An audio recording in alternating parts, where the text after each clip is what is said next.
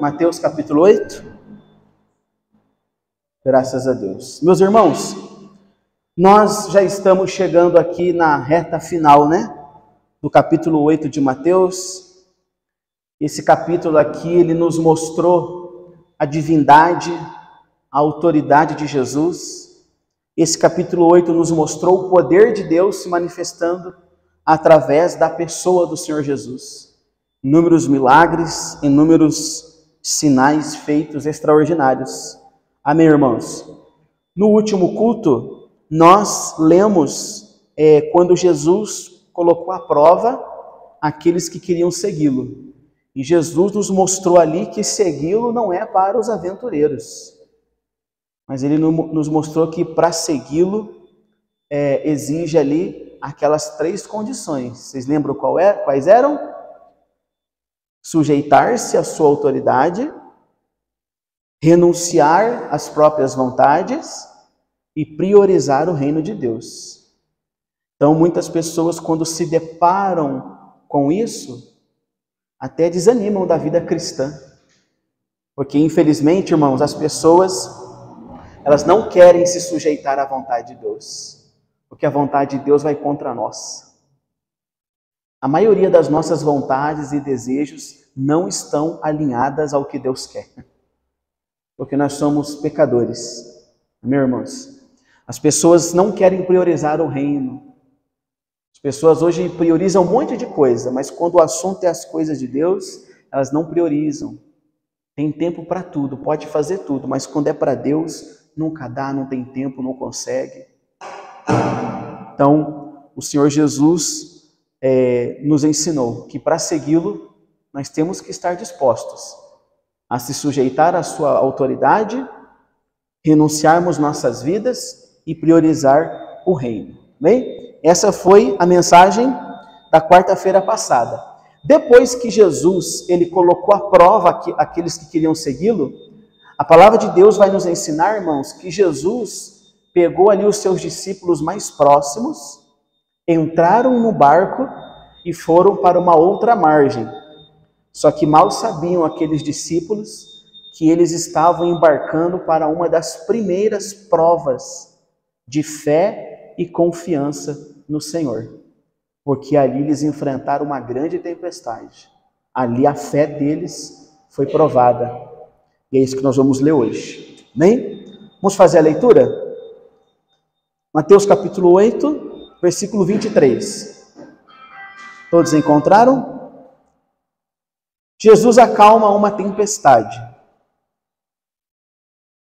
Jesus entrou no barco e os seus discípulos o seguiam. E eis que se levantou no mar uma grande tempestade, de modo que as ondas cobriram o barco. Jesus, porém, estava dormindo, mas os discípulos foram acordá-lo dizendo: Senhor, salve-nos, estamos perecendo. Então Jesus perguntou: por que vocês são tão medrosos, homens de pequena fé? E levantando-se, repreendeu os ventos e o mar, e tudo ficou bem calmo. E aqueles homens ficaram admirados, dizendo: quem é este que até os ventos e o mar lhe obedecem? Vamos orar, irmãos? Coloque a mão sobre a palavra de Deus. Querido Deus, amado Pai, Senhor Jesus, estamos aqui diante das Sagradas Escrituras em mais um culto de ensino. Estamos aqui reunidos, meu Deus, porque queremos aprender mais do Senhor. Então, humildemente pedimos, ajuda-nos a compreender a Tua palavra. Pedimos que o Senhor abra nosso entendimento, abra nossos corações, para que possamos, meu Pai, ler o texto, entender o texto e obedecer às Tuas ordenanças, porque sabemos que a Tua palavra é o que ilumina os nossos caminhos, a Tua palavra é o que nos convence dos nossos pecados, na Tua palavra encontramos o alimento que precisamos para a nossa alma, para as nossas vidas. Fala aos nossos corações e revela-nos, através das Escrituras, qual é a tua boa, perfeita e agradável vontade. Amém. Amém? Irmãos, olha aqui para mim um instantinho.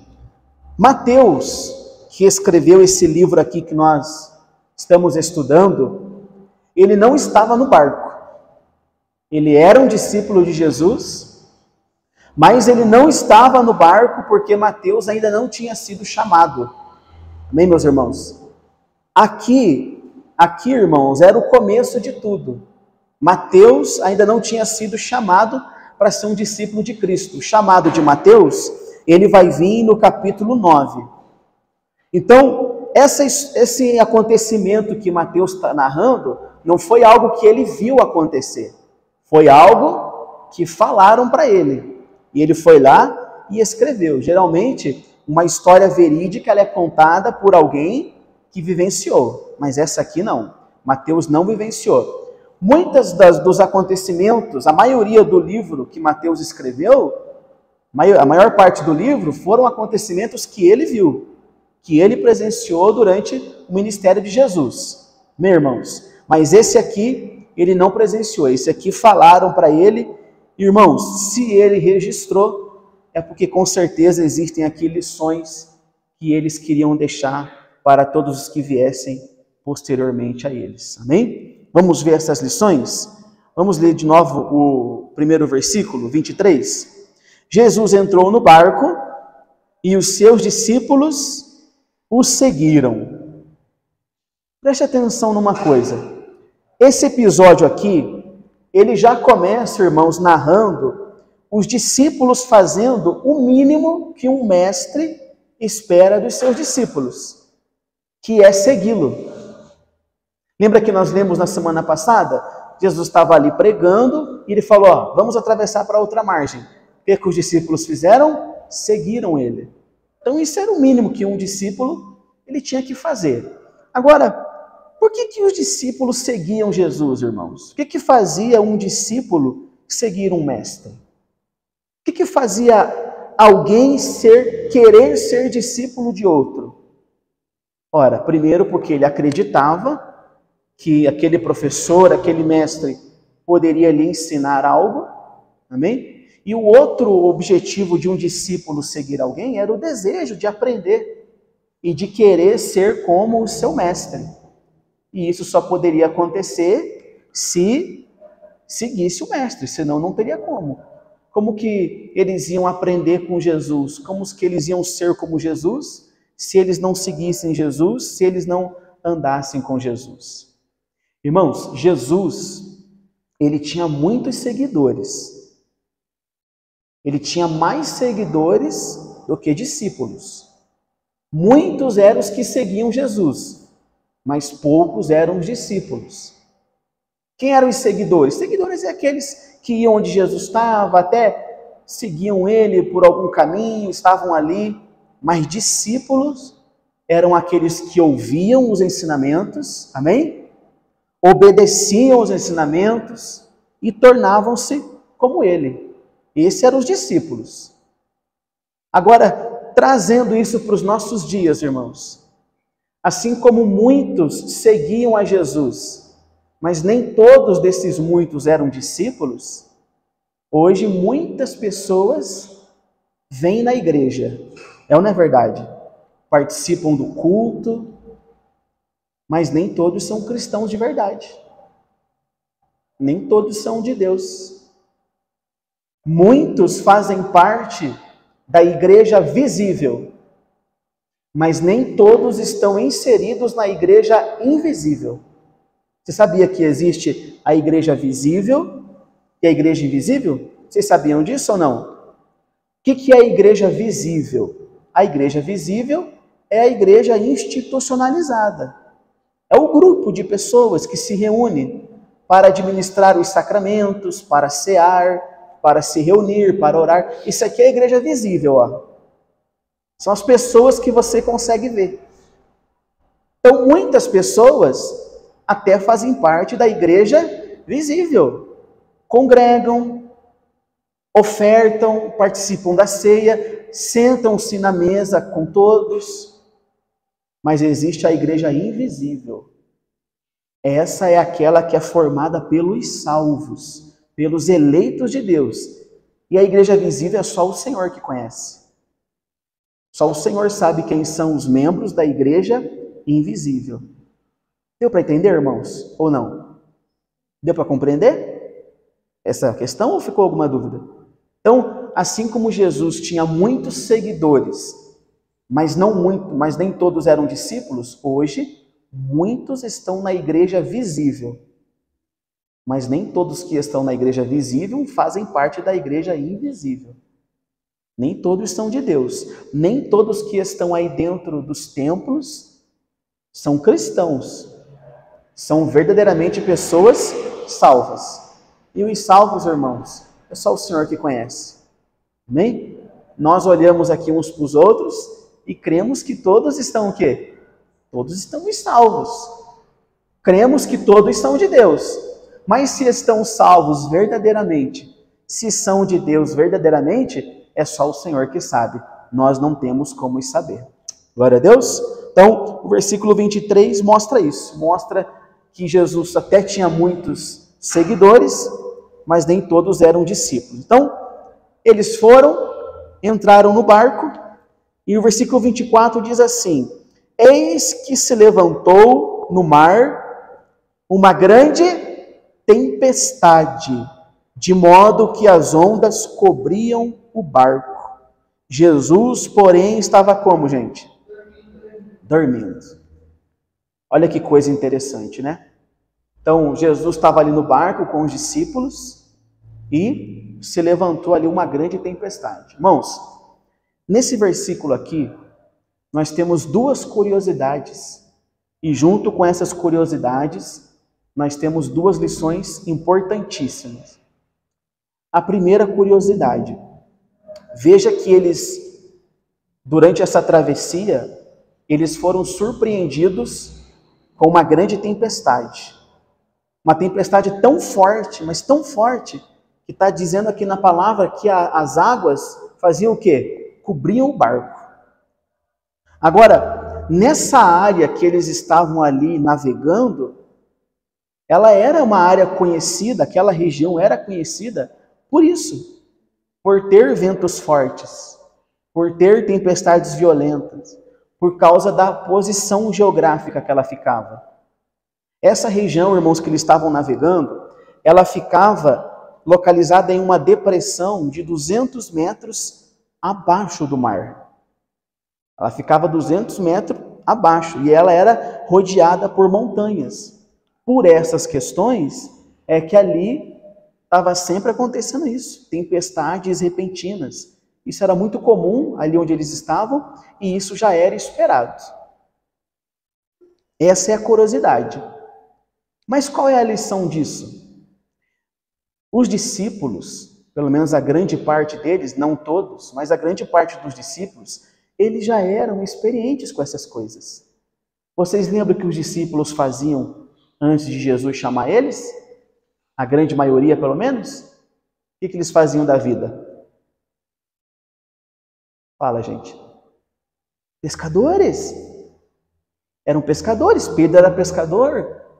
Seus irmãos eram pescadores.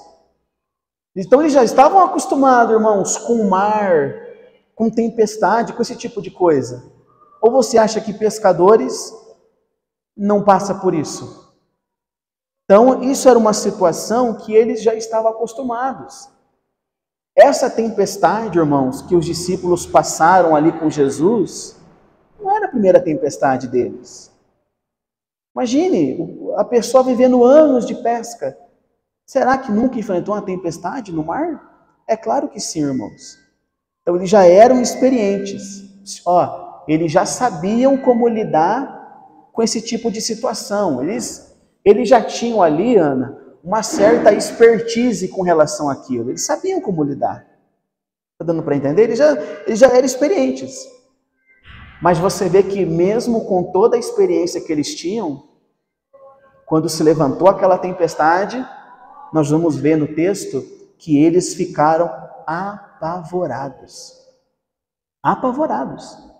A ponto de pensarem que iam morrer. Por quê? Porque, irmãos, com certeza aquela tempestade era incomum até para eles, que já eram acostumados com aquela vida no mar. Então aquilo provavelmente foi uma tempestade que mesmo durante os anos de pesca, mesmo com a experiência, com toda a expertise que eles deviam ter naquele ramo, foi uma tempestade que pegou até eles de surpresa. E o que isso tem a ver com a gente, irmãos? Isso aponta diretamente para nós. Porque nós, de repente, você ou eu, nós já estamos caminhando com Cristo há um tempo. Tem pessoas que já estão caminhando com Cristo há 10 anos, 15 anos, já é experiente. Não é mais um menino, já é uma pessoa madura na fé.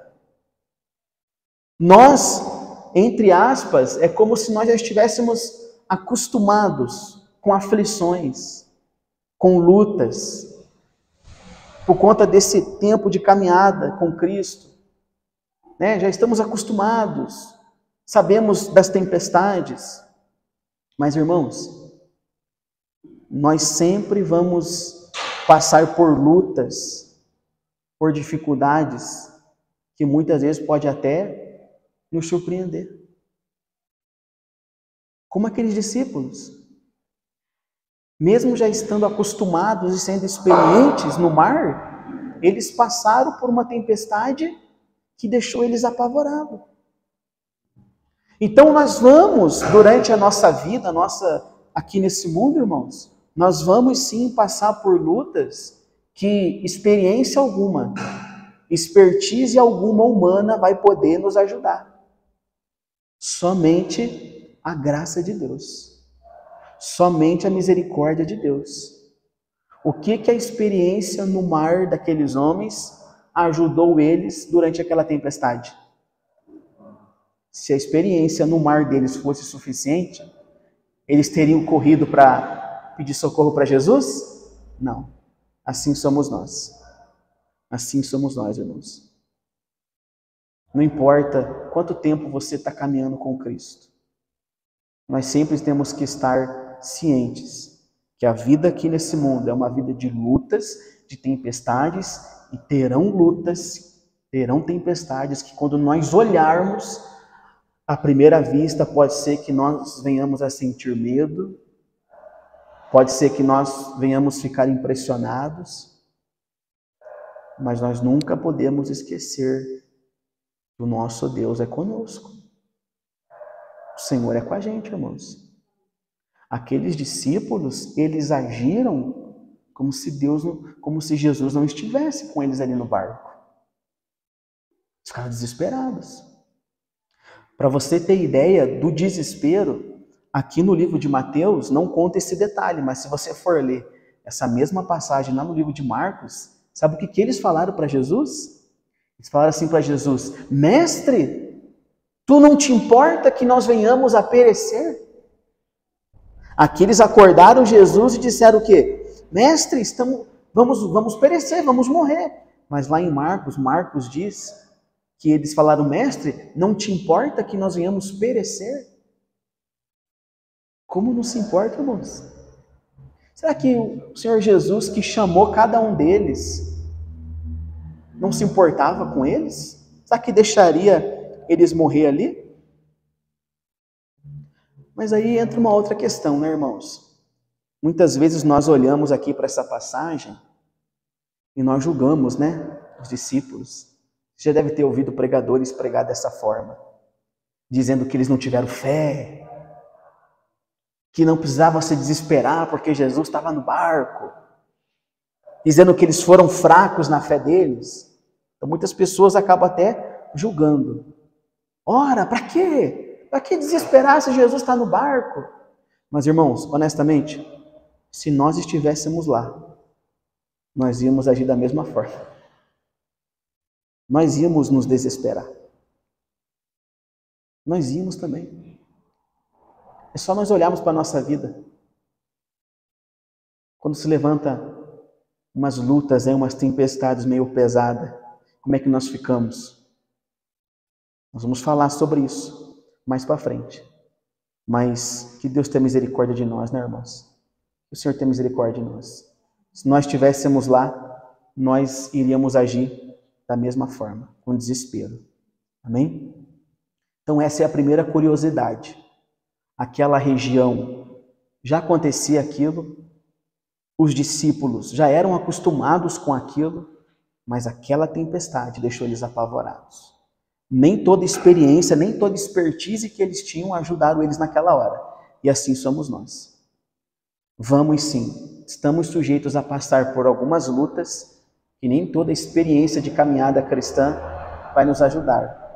São lutas que nós vamos ter que recorrer à graça de Deus e confiar na soberania de Deus. Amém?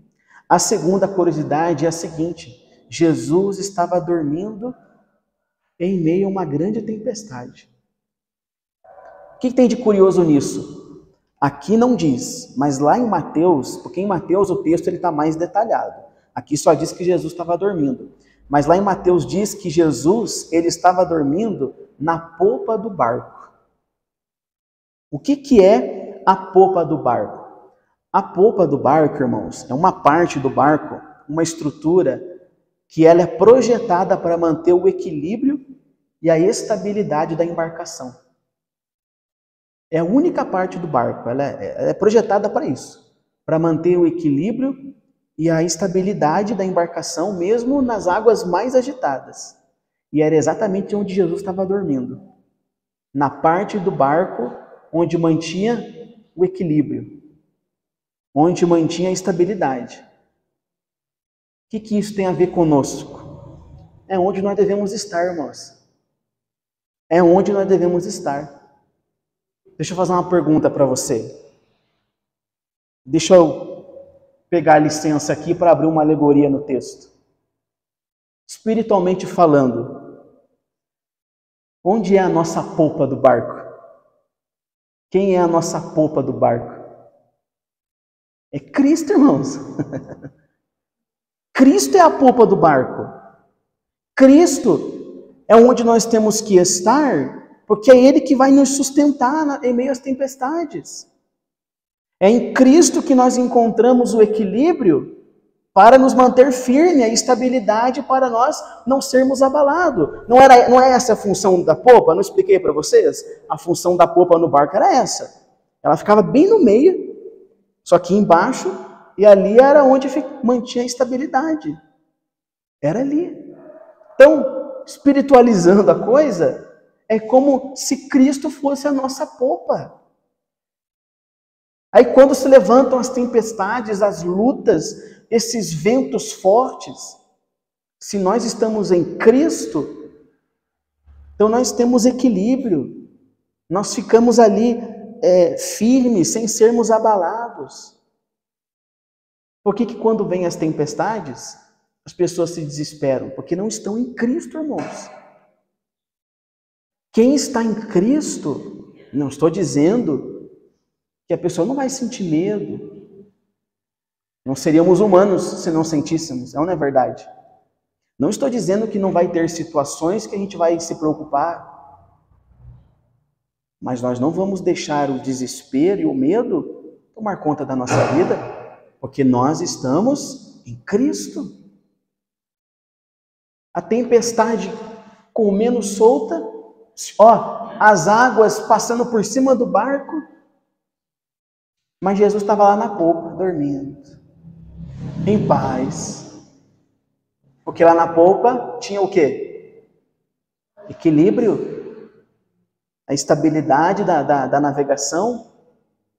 Às vezes ele nem estava sentindo o que estava acontecendo lá fora, porque estava na popa. É assim quando estamos em Cristo, irmãos. Então, foi só uma alegoria que eu usei. É como se Cristo fosse a popa. Quando nós estamos em Cristo, é Ele que nos estabiliza diante de situações que se levantam para nos desestabilizar. É Ele que nos sustenta, irmãos, para que nós não sejamos abalados. É Ele. Por isso que nós temos que estar em Cristo. Em Cristo, nós encontramos esses atributos poderosos, que não apenas são dele, mas são Ele. A saber, equilíbrio, força, constância, sustento. Em Cristo nós temos tudo isso. Glória a Deus. Se nós estivermos em Cristo, se Cristo for a nossa popa do barco, nós vamos nos manter firmes e fortes. Às vezes não vamos nem sentir a tempestade, porque ali na polpa é onde mantém o equilíbrio. Glória a Deus, irmãos. Então Jesus estava dormindo na polpa, todos já entendemos o que isso significa. Versículo 25. Mas os discípulos foram acordá-lo, dizendo: Senhor, salva-nos, pois estamos perecendo. Irmãos, aqui nós vemos duas coisas, uma boa e uma ruim. Qual que você quer que eu fale para você primeiro? A boa ou a ruim? Oi? A boa? A boa é que no meio da tempestade, eles foram até Jesus. Recorreram ao Senhor Jesus, o único que eles sabiam que podia acalmar aquela tempestade. Essa é a boa. Meu irmão, você sabe que tem pessoas que em meio a tempestades e aflições, ela recorre a tantas coisas, a tanta gente, mas ela não vai no único que pode acalmar aquela tempestade para ela, que é Cristo. Então essa é a boa. Mas nós temos uma ruim aí. Nós temos uma ruim. Qual é a ruim? Nós vemos nitidamente o desespero daqueles discípulos. E esse desespero deles, é desespero, irmãos, não era só um medo não, era desespero. Porque eles acharam que eles iam morrer ali. E esse desespero revelou como estava a fé deles. E o próprio Senhor Jesus vai dizer isso nos próximos versículos. O desespero deles, irmãos, era tão grande que eles achavam que eles iam morrer. Olha aqui, vamos ler de novo? Versículo 25. Mas os discípulos foram acordá-lo dizendo: Senhor, salva-nos, estamos perecendo. Óbvio, lá em Marcos, lembra como é que eu falei que eles falam lá em Marcos? Senhor, o Senhor não se importa que nós vamos morrer? Olha. Você sabe, irmãos, que tem gente que ela age da mesma forma. Ela fala assim: Deus não se importa comigo. Deus não me ouve. Irmãos, Deus se importa. É claro que Deus se importa. Ora, que pai que não vai se importar com os seus filhos? Não é verdade? Então, olha, mas o desespero era tão grande, que eles chegaram a pensar que Jesus não se importava com eles. Eles iam morrer. O medo que eles sentiram naquela hora impediu eles de raciocinar e perceber que Jesus estava onde? Jesus estava ali, descansando em plena paz, dormindo, porque o barco não ia afundar, irmãos. Jesus estava em paz, estava tranquilo ali. Essa cena aqui, ela nos traz uma reflexão para a nossa vida cristã. Quantas vezes nós nos deixamos dominar pelo medo a ponto de esquecermos das outras vezes que o Senhor foi conosco, que o Senhor nos deu livramento. Quantas vezes? Quantas vezes nós nos desesperamos e, como aqueles discípulos, nós esquecemos que no barco está o Senhor conosco. Foi Ele que nos chamou, irmãos. Sabe que o Deus que nos chamou, que nos salvou, não está cuidando de nós? Ora, irmãos. E às vezes nós nos desesperamos tanto que pensamos até que Deus não é mais com a gente. Porque eu oro, eu não sou respondido. Tem gente que ela acha que quando dá uma luta é porque Deus não está mais com ela. Tem gente que o termômetro, a régua que ela usa para saber se Deus está com ela ou não, sabe o que é? É quando está tudo bem. Se está tudo bem, é porque Deus é com ela. Mas aí começa a dar as coisas erradas, começa a vir as lutas, ela já não acha mais que Deus não é mais com ela, que ela fez alguma coisa errada. Mas isso um pouco também é culpa dos falsos profetas que ensinam isso para as pessoas. Tem falso profeta que diz assim: se tiver tudo bem é porque Deus é com você. Se você tem bastante dinheiro, se você está vivendo bem, se você está comendo o melhor dessa terra, é porque Deus é com você. Agora, se está indo tudo mal, se não tem dinheiro, se não tem comida, é porque tem demônio na sua vida, é porque Deus não é com você. É verdade, tem gente que ensina isso. Então, Jesus não estava com o apóstolo Paulo. O apóstolo Paulo disse que passou fome, passou frio, foi preso, foi espancado, foi açoitado. Então, Deus não estava com o apóstolo Paulo. Então, quantas vezes nós agimos assim? Diante das tempestades, muitos pensam que Deus não é mais com elas. Isso não quer dizer nada, irmãos. Tem coisas que o Senhor permite. Amém? Tem coisas que o Senhor permite. Nós vamos ver aqui. Vamos chegar nos próximos versículos. Mas antes, assim como aqueles discípulos foram provados, tiveram a sua fé provada e foram reprovados, o mesmo acontece com muitos nos dias de hoje. O Senhor permite algumas situações para provar a nossa fé, nossa confiança, para nos amadurecer, porque as lutas, irmãos, não é para nos destruir. As tempestades que o Senhor permite na nossa vida não é para nos destruir, mas é para o nosso bem. Em tudo o Senhor tem um propósito, até nas lutas, até nas piores notícias, até nas piores situações. O que cabe a nós? O que cabe a nós é descansar em Cristo. É saber que Ele está no barco, é saber que Ele está no controle. Então, quando você estiver enfrentando uma tempestade, não fique apavorado, achando que Deus não é mais com você e procurando o que você fez de errado. Não. Senhor, se o Senhor está permitindo isso, é porque o Senhor tem um propósito, o Senhor sabe de todas as coisas. Só me dá forças, meu Deus. Só me sustenta para eu continuar na minha caminhada, para eu não desanimar. Seja comigo, Pai. Essa tem que ser a nossa oração. Amém, irmãos? Então aqui, os discípulos agiram com uma extrema incredulidade. Quando nós nos desesperamos, entenda, não é você se preocupar ou sentir medo quando acontece alguma coisa. É quando você se desespera, é quando você deixa o desespero tomar conta de você e você já nem raciocina mais. Já começa a achar que Deus não é com você, já começa a achar que é demônio, já começa a procurar o que você fez de errado. Sabe o que é isso aí? Incredulidade. Falta de confiança no Senhor. Mas louvado seja Deus. Amém, irmãos? Os discípulos agiram ali com uma profunda incredulidade, como nós agimos muitas vezes. Mas louvado seja Deus que na sua infinita graça e misericórdia usa até as tempestades para nos ensinar, para nos moldar, para mostrar que sem Ele não somos nada. Louvado seja Deus, que usa das lutas para nos fazer crescer na sua maravilhosa graça. As lutas, elas nos ensinam a depender mais de Deus, a confiar mais em Deus. Nas lutas nós oramos mais. Pode perceber, quando a coisa começa a apertar, a gente começa a orar mais. Então, se para orar mais o Senhor tiver que permitir umas tempestades aí, Ele vai permitir. Amém, meus irmãos? Vamos para o próximo versículo. Então, os discípulos apavorados, né? Versículo 25.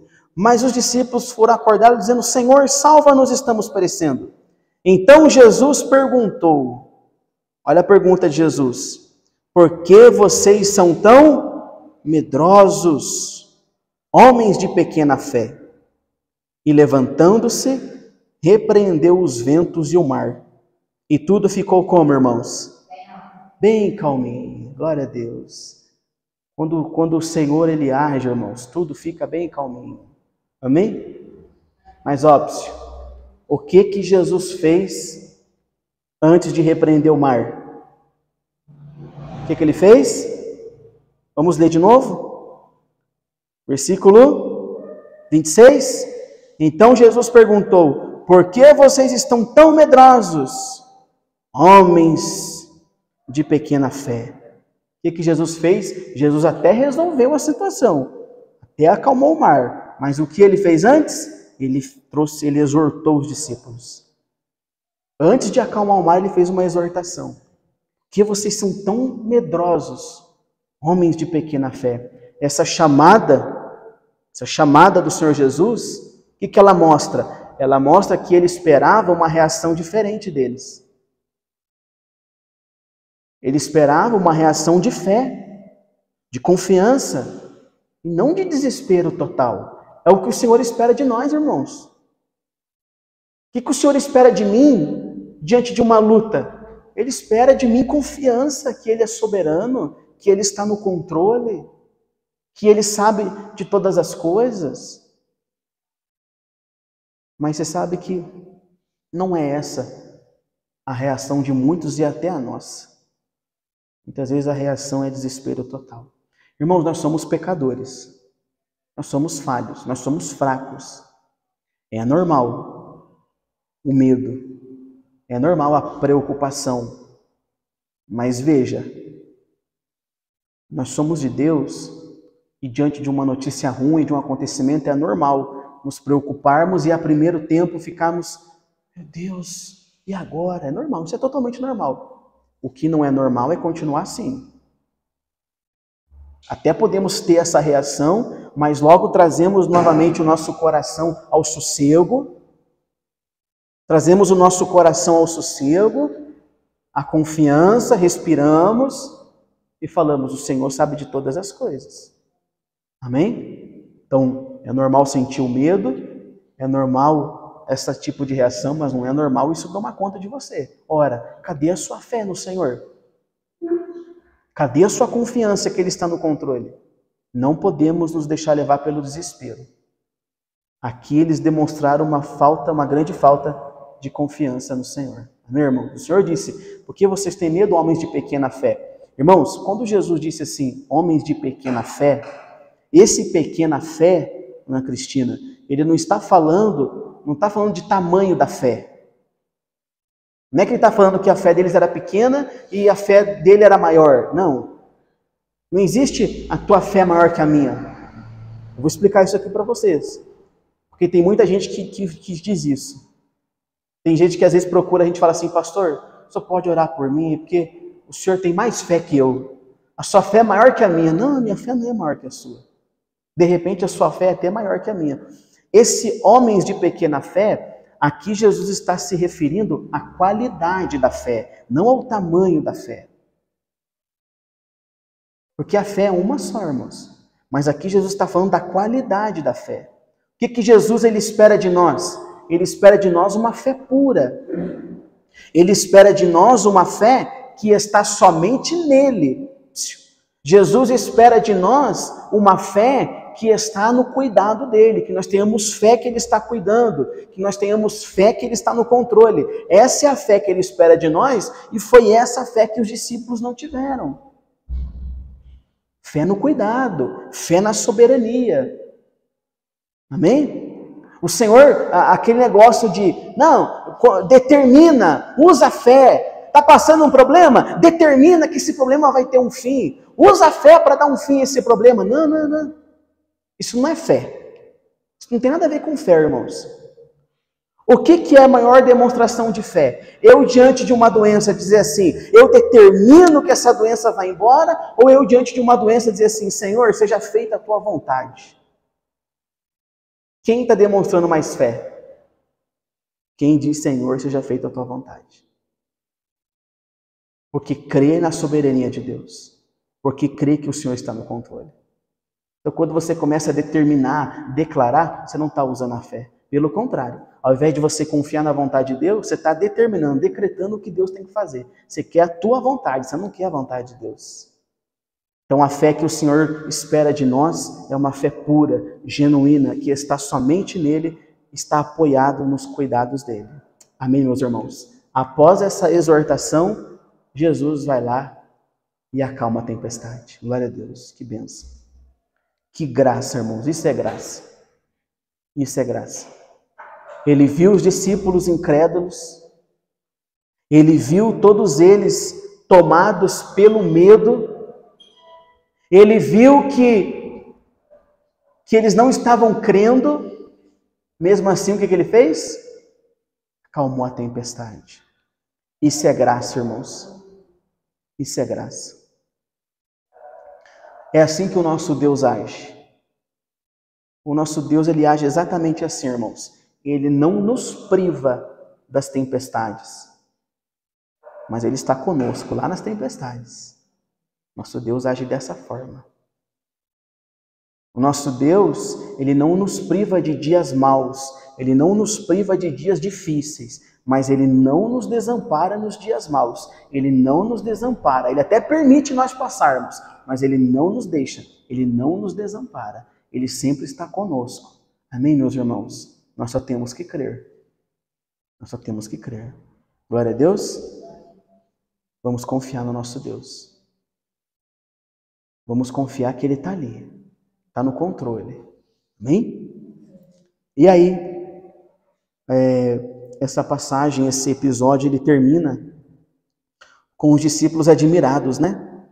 Jesus levantou-se, repreendeu os ventos, repreendeu o mar, tudo ficou calmo e aqueles homens ficaram admirados. E eles diziam: quem é este que até os ventos e o mar lhe obedecem? Irmãos, essa admiração dos discípulos, ela é totalmente comum, porque aqui, irmãos, era o início de tudo. Aqui era o início da relação de Jesus com os discípulos. Eles tinham acabado de ser chamados. Então, eles no barco se perguntarem: quem é esse que até os mares? Isso aqui é totalmente normal. Os discípulos aqui, eles estavam conhecendo Jesus, tudo ainda era muito novo. Há pouco tempo atrás, eles estavam vivendo a sua vida ordinária, trabalhando. Após o chamado, tudo mudou completamente. Então, eles ficaram admirados, isso aqui é totalmente normal. Mas uma coisa que nós não podemos esquecer, sabe o que é? É que esses mesmos homens que demonstraram medo, falta de confiança, incredulidade, esses mesmos homens aqui foram os homens que cresceram na fé, amadureceram na fé, a ponto de darem a própria vida por amor e confiança em Jesus. Coisa extraordinária. Os mesmos homens que aqui estavam tomados de medo, mais para frente deram as suas vidas porque confiaram no Senhor Jesus. Glória a Deus. Amém, irmãos? É assim. Essa aqui não foi a primeira tempestade deles. Não foi. Não foi a primeira tempestade que eu digo assim, trazendo para o lado das lutas, né? No sentido figurado. Tempestade no mar é a única que as Escrituras relatam. Mas depois vieram outras tempestades, outras lutas, perseguições, prisões. E nessas outras tempestades, eles não recuaram. Eles não tiveram medo, irmãos. Eles não tiveram medo. Depois que Jesus foi assunto aos céus, Pedro e João foram pregar, e na primeira que eles saíram, eles já foram presos. E os líderes religiosos proibiram eles de falar de Jesus e falaram: se vocês continuar fazendo isso, vocês vão ser presos, vocês vão ser açoitados. Sabe o que eles falaram? Esses mesmos homens aqui, que estavam tomados de desespero, importa mais obedecer a Deus do que a vocês. Nós vamos continuar falando de Jesus. Esse mesmo homem aqui, Pedro, que foi tomado pelo medo, no fim da sua vida, ele foi preso por falar de Jesus e foi crucificado. E sabe o que ele fez? Ele falou assim: virem minha cruz de cabeça para baixo. Eu não sou digno de morrer como o meu Senhor morreu. E eles viraram a cruz dele de cabeça para baixo. Pedro foi crucificado de cabeça para baixo. É assim, irmãos. Cresceram, amadureceram. Mas enquanto a nós, e eu, e você, irmãos? Porque nós temos tantas evidências através da palavra de Deus. Eles não tinham nada disso, tá? Ninguém falou para eles assim, eles não tinham nada escrito sobre Jesus. Não. Eles não tinham evidências como nós temos. Eles não tinham relatos como nós temos. Hoje nós temos a palavra de Deus. Nós temos aqui esses relatos, tudo o que aconteceu. Qual é a nossa desculpa para não confiar em Deus? Se nós podemos ver nas Escrituras tantas coisas extraordinárias que Deus fez. Qual é a nossa desculpa? Nós não temos, irmãos. Nós, se for ver, nós temos muito mais recursos, podemos assim dizer, né? Para termos uma fé madura em Cristo. Porque nós temos tudo isso aqui, ó. Nós temos aqui 66 livros que contam, que falam do poder de Deus, feitos extraordinários. Nós temos aqui, ó. Nós temos aqui a prova de que o nosso Deus é verdadeiro. Qual é a desculpa para não crermos, irmãos? Então vamos confiar, amém? Vamos confiar que as tempestades, elas vêm para forjar a nossa fé. Amém, Ana? Forjar a nossa fé. Vamos confiar que as lutas, elas são para nos amadurecer, para nos aproximar mais de Cristo.